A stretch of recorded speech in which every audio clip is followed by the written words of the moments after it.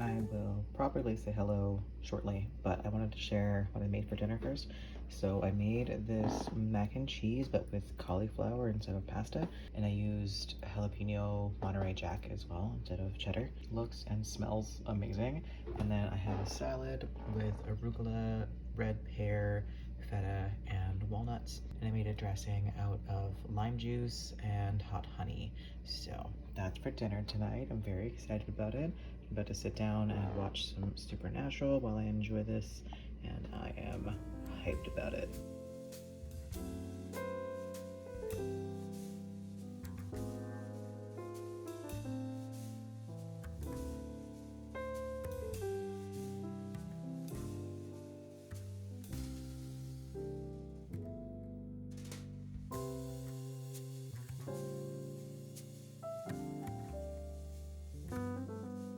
Welcome to the weekly vlog. I have gotten myself into a situation where I'm now reading far too many things. So actually, it's a bit better now because I did finish one of them today. So after finishing the one that I finished earlier, I'm now reading 3 books, and I'm probably going to start another one tonight. We'll see. But I'll start with the one that I finished. So today I finished reading What Stalks the Deep by Kingfisher.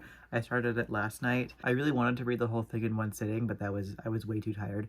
I went to bed at like 11 o'clock last night, but I did read the last of it on my break today at work, and I really enjoyed this one. I didn't love it as much as the first book, but I did like it more than book 2, I think. This one did have some really good creepy elements that actually gave me that spine tingly feeling that I'm always looking for with horror, and some of the imagery in this had me like physically cringing. I was reading a little bit on the bus this morning, and I kept cycling between smiling because of the humor in it and then be like, huh, and I could just imagine the faces that the people on the bus were seeing me do if anyone was paying attention. So this definitely had me kind of cycling through a whole bunch of emotions.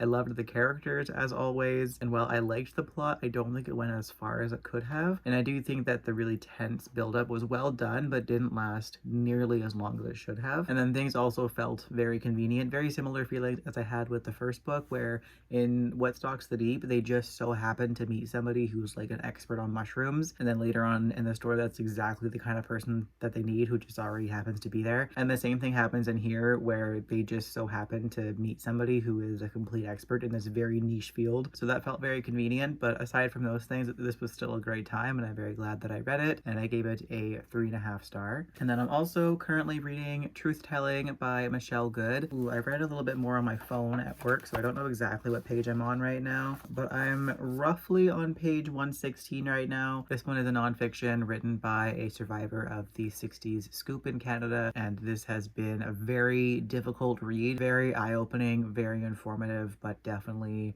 a challenging read. It's heartbreaking to read about the things that she and many others have dealt with in their lives, but even though it's a difficult read, it is so important to read about these things and to not let this history be forgotten. So while I'm not happy reading it, I'm happy to be reading it and to learn a lot, and this book has already taught me so much. There are plenty of things in here that I knew a little bit about, like I knew about the 60s scoop, and I knew what residential schools are and kind of what happened there, but I haven't personally read much about what happened after the schools were closed and what happened to the survivors of them, and kind of all of the legal stuff. The author is also a lawyer, so she's going into detail about a lot of the legal things that happened as a result of this, and that's the part that I didn't know much about, was what happened afterwards. So this has been a very eye-opening look at the realities of what things were actually like, and there still continue to be like. This is a very, very important topic to read about, and I'm looking forward to continuing this one and seeing what else I learn from it. On a lighter note, I'm also currently reading The Holiday Trap by Roan Parrish. This one is a queer Christmas romance that is kind of a retelling of the holiday. I very briefly started this last week. I think I listened to like maybe 5 minutes of it, and then I was not in the mood for it. I needed a break from Christmas romance books, but then I watched the holiday movie a few days ago and loved it. I completely fell in love with that movie. It's got Jack Black in it, so of course that was going to be the case, but I wanted to give the book a try again, so I picked it back up, and I'm having a great time with it already. I think I'm about 25% of the way through it and very much enjoying it. I am glad that I took a bit of a break from the holiday romances though, because that was an oversaturation. So a week-long break was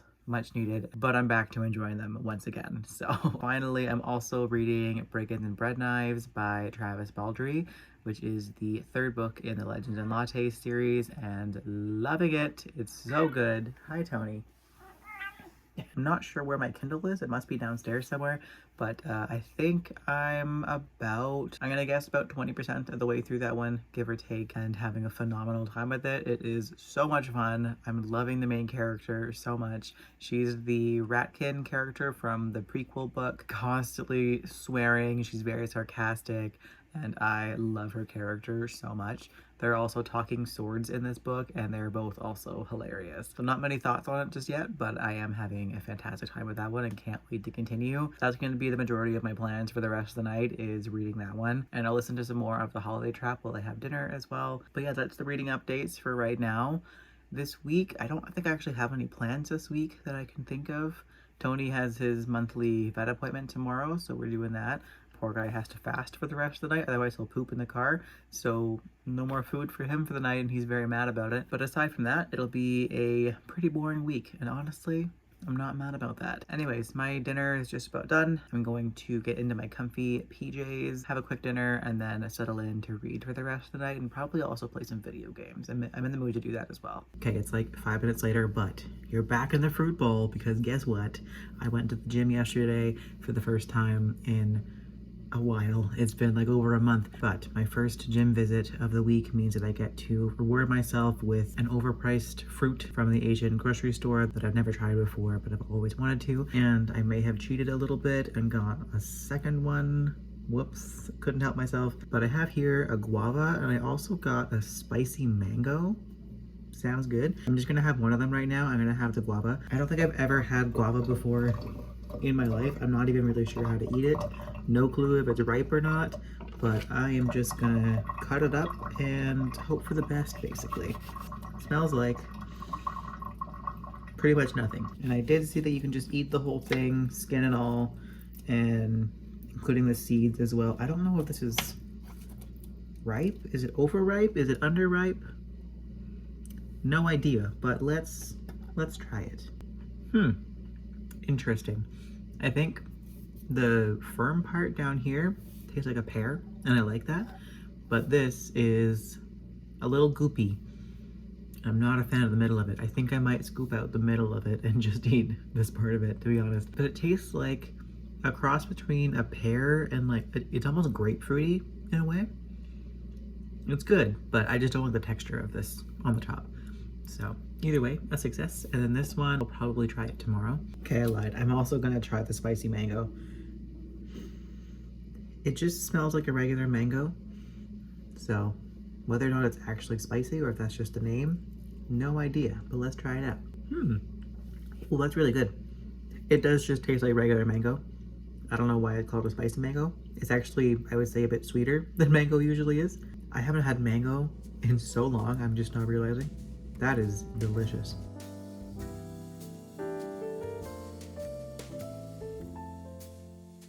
Okay, I do have book updates, but I'll have to wait a few minutes. I have to make dinner, but I wanted to share real quick first. So randomly today, I decided to start using NetGalley again.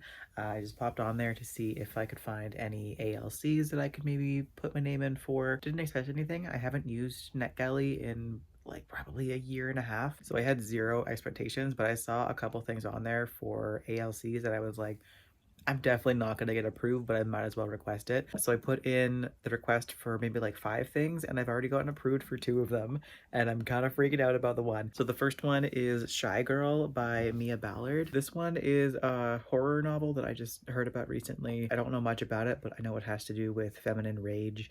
And hi, Tony. All right. Hi, buddy. And it sounds excellent. The cover is also stunning, so I'm really excited for that one. But the other one, the one that I'm so excited about, oh my god, what is it even called? I can't even think of the title, but I got approved for an advanced listener's copy of the newest installment in the Wayward Children series by Shauna McGuire. Oh my god, I'm freaking out. My favorite series in the entire world, and I get to listen to an advanced copy of it. So that's what I'm doing very soon. I'm gonna finish up the book that I'm currently reading and then dive straight into that one, and I'm hyped about it. But yeah, I do have a couple of book updates, but I just got home from work. I need to make some dinner, and then I'll pop in later to update on what I've been reading the last couple of days.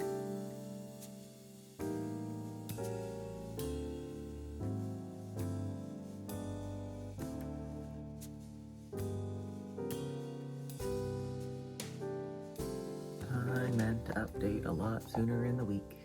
Oopsies. It's Saturday right now. I feel like I've been reading a lot this week, but I just checked my Goodreads and I've only actually finished 2 things so far this week, which feels wrong. But I guess that's correct. I don't know. If I realize that I've missed something, I'll check back in. But I have finished 2 things since last we spoke. So first up, I finished reading The Holiday Trap. That was a hard name to remember for some reason. I finished that one up and I quite enjoyed it. I gave it a 3.5 star. I liked the characters quite a bit. I especially liked their personal growth and the things that they went through and how they were both learning to kind of communicate and put their own needs first. That was all really nice to read. This was a great book as long as you didn't think too hard about some of the logic and the choices behind it. But other than that, I had a really fun time with it. So 3.5 star for that one. And then I think I updated that I was starting Brigands and Breadknives. I don't remember, but I finished it. I finished that one on Thursday and I loved this book so much.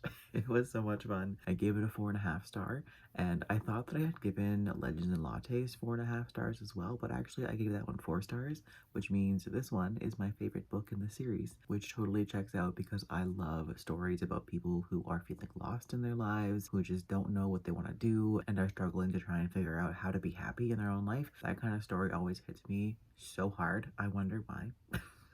But this one was a huge success for me. If you like the Monk and Robot series by Becky Chambers, give this one a go. But yeah, this was a great book. I don't have many thoughts on it right now because I haven't had coffee yet, and that was a poor choice to update before I've had coffee.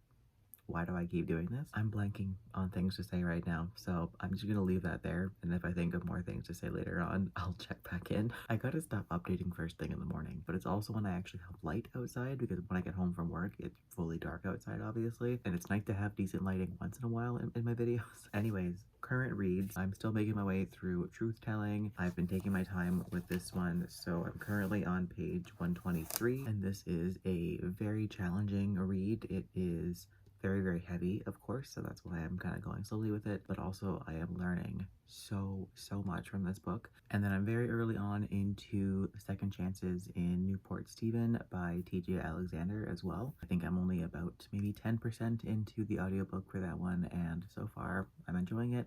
Don't really have any thoughts on it yet though, but I am liking that this one is a little bit different from some of the other holiday romances that I've read so far this year, because both of these characters are in their 40s. The one guy is a single dad, so it's nice to have some characters feel a little bit different than some of the other ones that I've read so far this month. So I'm definitely feeling a wee bit burnt out of Christmas romances. So this one might be my last one for the season. I'll see if any other Libby holds come in before the end of the year, but this might be it. So anyways, super quick updates, barely any details in there, but I do have to get ready for work and I desperately need coffee, clearly. So I'm just gonna stop talking and go do those things.